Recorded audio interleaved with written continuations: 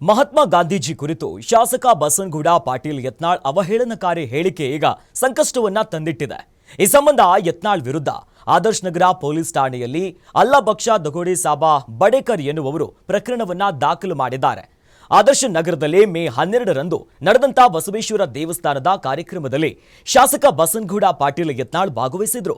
ಈ ವೇಳೆ ಗಾಂಧೀಜಿ ಭಾರತದ ರಾಷ್ಟ್ರಪಿತ ಅಲ್ಲ, ಪಾಕಿಸ್ತಾನದ ರಾಷ್ಟ್ರ ಪಿತಾಮಹ ಅನ್ನೋದಾಗಿ, ಜೊತೆಯಲ್ಲಿ ನಮ್ಮ ದೇಶವನ್ನ ಒಡೆದು ಬೇರೆಯವರಿಗೆ ಪಾಕಿಸ್ತಾನ ಮಾಡಿಕೊಟ್ರು, ಆದರೂ ನಾವು ರಾಷ್ಟ್ರಪಿತ ಅನ್ನೋದಾಗಿ ಬೀದಿಗಳಲ್ಲೂ ಕೂಡ ಅವರ ಮೂರ್ತಿಗಳನ್ನ ಸ್ಥಾಪನೆ ಮಾಡಿದ್ದೇವೆ ಅಂತ ಯತ್ನಾಳ್ ಹೇಳಿದ್ರು.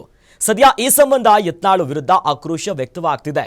ದೂರು ನೀಡಿರುವ ಅಲ್ಲಬಕ್ಷ ಡೋಗರಿ ಸಾಬಾ ಬಡೇಕರ್ ಅವರಿಗೆ ಕಾಂಗ್ರೆಸ್ ಮುಖಂಡರು ಸಾಥ್ ನೀಡಿದ್ದಾರೆ. ಇನ್ನು ಸಿಆರ್ಪಿಸಿ ಕಲಂ 157, 176 ಭಾರತೀಯ ನಾಗರಿಕ ಸುರಕ್ಷತೆಯ ಸಂಹಿತೆಯಡಿಯಲ್ಲಿ ಪೊಲೀಸರು ಪ್ರಕರಣವನ್ನ ದಾಖಲು ಮಾಡಿಕೊಂಡಿದ್ದಾರೆ.